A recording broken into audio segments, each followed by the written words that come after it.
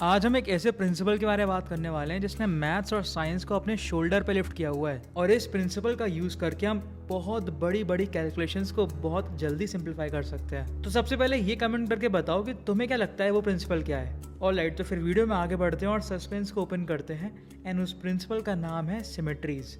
Symmetries एक बहुत important, बहुत ज़्यादा फंडामेंटल कॉन्सेप्ट है, नॉट जस्ट इन फिजिक्स बल्कि किसी भी साइंस में। और आज की वीडियो में हम सिमेट्रीज का एक ऐसा ही एप्लीकेशन देखने वाले हैं। So this is the question in front of you. तो एक बार वीडियो को पॉज करो और पहले इस क्वेश्चन को खुद ट्राई करो। क्या तुम्हारा आंसर आ रहा है उसको कमेंट में मेंशन करो एंड किस तरीके से तुमने सिमेट्रीज के आइडियाज को यूज किया उसको भी शेयर करो। अब सोल्यूशन में आगे बढ़ने से पहले मैं एक इंसान के बारे में डिस्कस करना चाहूँगा एंड उनका नाम था एमी नॉयथर। एमी नॉयथर एक ऐसी मैथमेटिशियन, एक ऐसी थ्योरेटिकल फिजिसिस्ट थी जिन्होंने सिमेट्रीज को, उनके पीछे प्रिंसिपल्स को बहुत ज़्यादा अच्छे तरीके से शोकेस किया। एंड उनकी एक बहुत ही फेमस थ्योरम है, दैट इज नॉयथर्स थ्योरम, जो बताती है कि सिमेट्रीज एक्चुअली कनेक्टेड होती हैं कंजर्वेशन से। तो अभी तक तुमने फिजिक्स में जितनी भी कंजर्वेशन वाली चीज़ें पढ़ी है ना, जैसे conservation of energy, conservation of momentum, conservation of angular momentum, ये सारे कंजर्वेशन लॉज किसी ना किसी सिमेट्री से एसोसिएटेड होते हैं। And this was one of the most revolutionary theorem in history of physics. तो मैंने डिस्क्रिप्शन में उनका एक आर्टिकल शेयर किया हुआ है, उसको ज़रूर चेकआउट करना। जो तुम्हारी फीलिंग है ना फिजिक्स को रिलेटेड, मैथ्स को रिलेटेड, वो बहुत ज़्यादा एनहेंस होगी और तुम्हारा जो मज़ा है वो बहुत ज़्यादा इंक्रीज हो जाएगा in solving these JEE problems. Alright, coming back to the solution again. तो आज के क्वेश्चन में अपन जिस सिमेट्रीज को यूज़ करने वाले हैं उसका नाम है स्केलिंग, कि कैसे स्केलिंग करने से या स्केल डाउन करने से सिस्टम पर क्या इफेक्ट आते हैं। ऑलराइट, सो क्वेश्चन में हमसे पूछा है कि ये जो पूरा सिस्टम है हमारा, इसका सेंटर ऑफ मास की लोकेशन क्या होगी। तो पहले तो अपन को समझ में आ रहा होगा कि अगर मैं सेंटर ऑफ मास को इस परपेंडिकुलर एक्सिस के अबाउट देखूं, तो बिकॉज जो मास का डिस्ट्रीब्यूशन है हमारे सिस्टम का वो ऊपर नीचे सेम है because of my uniform density, तो अपन तुरंत ये गैस कर सकते हैं जो सेंटर ऑफ मास होगा वो इसी एक्सिस पर कहीं लाई कर रहा होगा। राइट, अब अपन अज्यूम करते हैं जो हमारा सेंटर ऑफ मास है वो इसी एक्सिस पर किसी एक्स डिस्टेंस पर है हमारी ये वाले स्क्वायर के साइड से। सपोज ये मेरे सेंटर ऑफ मास की लोकेशन है दिस एंड ये डिस्टेंस है हमारा x। अब अपन एनालाइज करते हैं कि कैसे स्केलिंग का यहाँ पर इफेक्ट आएगा। तो मैं क्या करता हूँ, हमारा जो ये वाला पोर्शन है पूरे सिस्टम का, इसको एलिमिनेट कर देता हूँ। तो अब अगर तुम रिमेनिंग पोर्शन को देखते हो तो वो एक तरीके से हमारे सिस्टम का सॉर्ट ऑफ एक मिनी वर्जन है। राइट, तो उस मिनी वर्जन का जो सेंटर ऑफ मास होगा, सपोज वो y डिस्टेंस पर है हमारी ये वाली एक्सेस से।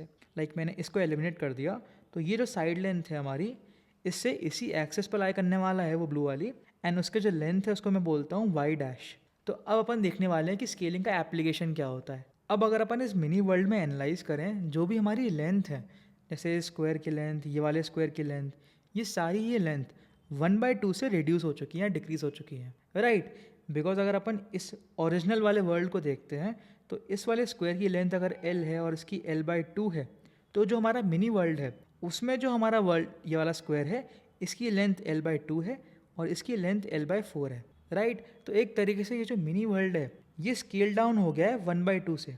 Got it? तो हमारा क्या गैस आता है, हमारा क्या इंट्यूशन आता है, जो ये वाई डैश होगा ना सेंटर ऑफ मास की लोकेशन मिनी वर्ल्ड के लिए, वो यार y/2 हो जानी चाहिए ना। और ये जो इंट्यूशन है ना, ये एक्चुअली बॉर्न हुआ है स्केलिंग की वजह से। इसको अगर अपन मैथमेटिकली शो करने का ट्राई करें ना, तो सपोज हमारा जो x है उसको मैं बोल देता हूँ कोई constant c multiply by l। Right, basically जो हमारा x होगा वो स्क्वायर लेंथ का फ्रैक्शन ही होगा। तो मिनी वर्ल्ड में क्या हुआ कि जो हमारा y डैश था, जिसको अपन सेंटर ऑफ मास की लोकेशन बोल रहे थे, वो भी कुछ ऐसा ही होगा c टाइम्स, बट यहाँ पर क्या होगा, इस स्क्वायर की लेंथ कितनी है l/2, तो जो y डैश होगा वो क्या होगा c टाइम्स l/2। और ये जो 1/2 आया है यही स्केलिंग की वजह से आया है, एंड अपन तुरंत बता सकते हैं जो हमारा y डैश है वो x/2 हो जाएगा। राइट, बेसिकली मैंने इसकी डिस्टेंस x कंसिडर करी है अगर तो this is what the effect of scaling. Like जो हमारा मिनी वर्ल्ड है वो सिमेट्रिकली है हमारे ओरिजिनल वर्ल्ड के साथ, बट एक स्केल डाउन हो गया है 1/2 का। ठीक है, तो यहाँ पर अपन ने इसी स्केलिंग का यूज़ करके बता दिया कि जो हमारा रिमेनिंग पोर्शन है उसका सेंटर ऑफ मास क्या होगा। ऑलराइट, अब जैसे ही अपन ने ये गैस किया, तुरंत हम क्वेश्चन को बहुत जल्दी रिजॉल्व कर सकते हैं। सपोज हमारा जो टोटल सिस्टम है उसका मास है कैपिटल M। राइट, एंड हमारा जो राइट वाला पोर्शन है इसका मास है स्मॉल m। ठीक है, तो बिकॉज मुझे पता है मेरा टोटल सेंटर ऑफ मास कुछ x डिस्टेंस पर है, तो हम सेंटर ऑफ मास की इक्वेशन को लिखते हैं एक बार। मैं ऊपर वाले ब्लॉक को बोलता हूँ m1, इधर वाले ब्लॉक को बोलता हूँ m2, और नीचे वाले ब्लॉक को बोलता हूँ M3, राइट। तो हमारे पूरे सिस्टम में 4 पार्ट्स आ चुके हैं, M1, M3, M2 और स्मॉल m, और सबके सेंटर ऑफ मास की लोकेशन मुझे पता है। अब बात करते हैं M1 का, तो M1 का सेंटर ऑफ मास क्या हो जाएगा, बेसिकली इतने डिस्टेंस पर, दैट इज L/2, राइट। तो ये हो गया हमारा M1 into L/2, plus same रहेगा M2 के लिए भी, बेसिकली बिकॉज जस्ट दोनों अपोजिट एंड के हैं, सिमेट्रिकल हैं।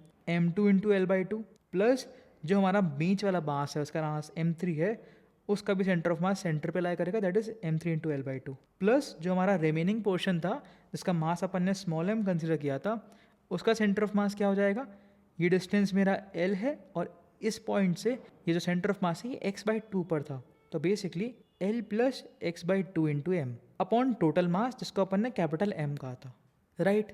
अब कैसे रिजॉल्व कर सकते हैं, अब एक तरीका इस क्वेश्चन को रिजॉल्व करने का ये होता है, अपन क्या करते हैं, सबके मास निकालने का ट्राई करते हैं, टोटल मास निकालने का ट्राई करते हैं। बेसिकली इसका जो एरिया है वो L² है, इसका हमारा L/2 का स्क्वायर हो जाएगा, सिमिलरली नीचे वाले का L/4 का स्क्वायर हो जाएगा, करते रहेंगे। तो बेसिकली अगर मैं बोलता हूँ हमारा जो मास है वो प्रोपोर्शनल है एरिया के, दैट इज L², तो अपन देख सकते हैं सबका जो मास का सम है वो एक GP फॉर्म करने वाला है, right.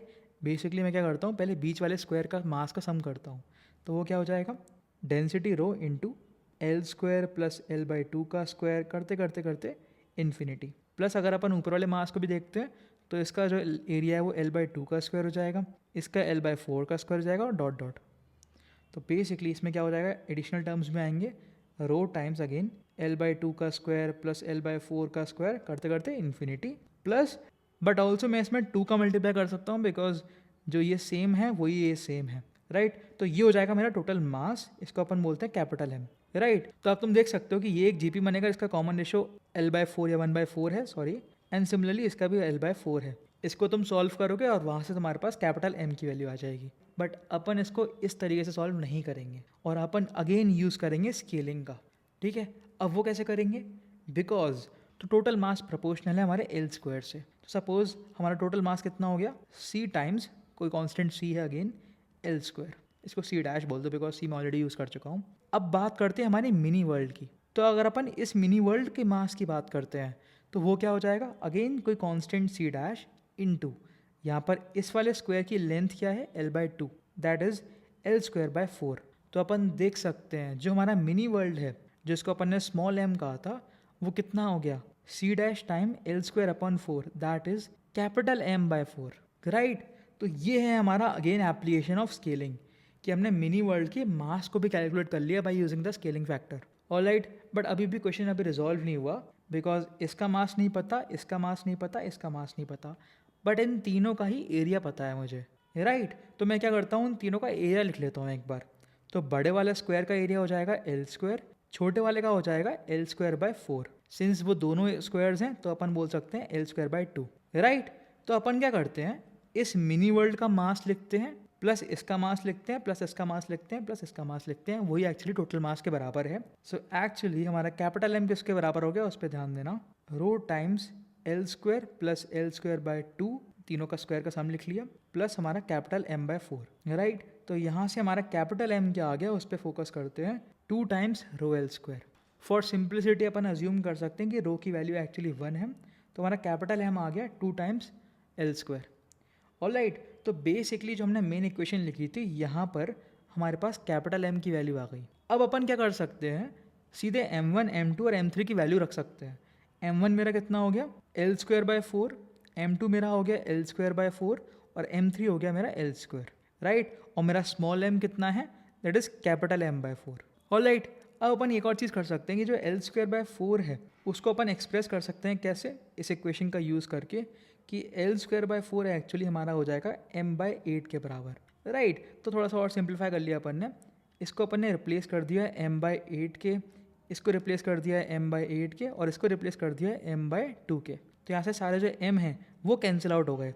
Again application of scaling, देख रहे हो मतलब कितनी बार बार मैं यूज़ कर रहा हूँ स्केलिंग को, without doing all the sum of GPs अपन ने स्केलिंग फैक्टर का यूज़ करके जल्दी से क्वेश्चन को रिजॉल्व कर लिया, ऑलराइट। अब ये ट्वाइस है तो यहाँ पर सीधे अपन L/8 लिख सकते हैं, थोड़ी सी मैनिपुलेशन रह गई है बस। L/8 हो गया, इन दोनों का सम करेंगे अपन तो हो जाएगा हमारा किसके बराबर, 5L/8 के।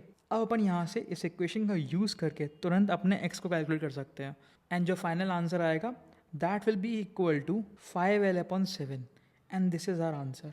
तो देख रहे हो मतलब कितना बड़ा एप्लीकेशन है स्केलिंग सिमेट्री का, कि स्केल डाउन करके अपन तुरंत कोरिलेट कर पाए सेंटर ऑफ मास के लोकेशंस, इनके मासेस को, एंड वहाँ से अपन ने बहुत जल्दी क्वेश्चन को रिजॉल्व करा। अब ऐसे क्वेश्चंस ना जे एडवांस के लिए भी बहुत रेलिवेंट है, बिकॉज ऐसे क्वेश्चंस हमें मिलते हैं रजिस्टर्स के फॉर्म में, मोमेंट ऑफ इनर्शिया के फॉर्म में, सेंटर ऑफ मास के फॉर्म में, और ऐसे क्वेश्चंस आ सकते हैं हमारे जे एडवांस में। ऑलराइट, अब अगर तुम चाहते हो अगेन ऐसे मेथड्स को सीखना, ऐसे इंटरेस्टिंग एस्पेक्ट्स को सीखना, देन अभी से अभी चेकआउट करो हमारे SO60 कोर्स को, और जितना जल्दी हो सके उतनी जल्दी एनरोल करो, बिकॉज तुम्हें बहुत मज़ा आएगा कोर्स में। ऐसे अलग अलग प्रॉब्लम्स को डिस्कस करना, ऐसे मेथड्स को सीखना जिससे अपन जे एडवांस ऐसे प्रॉब्लम्स में बिल्कुल भी स्ट्रगल ना करें और बहुत एफिशिएंटली जल्दी से उनको रिजॉल्व कर पाएँ। ऑलराइट, इसका लिंक अगेन डिस्क्रिप्शन में है। अगेन मैं समराइज़ कर देता हूँ, पर चैप्टर 60 प्रॉब्लम सॉल्विंग वीडियोस तुम्हें मिलते हैं, जिसमें अपन ऐसी एक इंटरेस्टिंग प्रॉब्लम को पिक करते हैं एंड उससे रिलेटेड जो मैथ्स है, फिजिक्स है, उसको सीखते हैं। ऑलराइट, इसी के साथ अपन वीडियो को एंड करते हैं। कमेंट्स में अपनी जो लर्निंग्स हैं वीडियो से रिलेटेड, जो भी तुमने इसमें सीखा, कॉन्सेप्ट में सीखा, उसको ज़रूर शेयर करना। एंड आगे चल के अगर तुम कुछ भी कॉन्सेप्ट को भूल जाते हो तो वापस इस वीडियो को चेकआउट कर सकते हो। ठीक है, तो इसी के साथ अपन वीडियो को एंड करते हैं और मिलते हैं एक और इंटरेस्टिंग क्वेश्चन के साथ।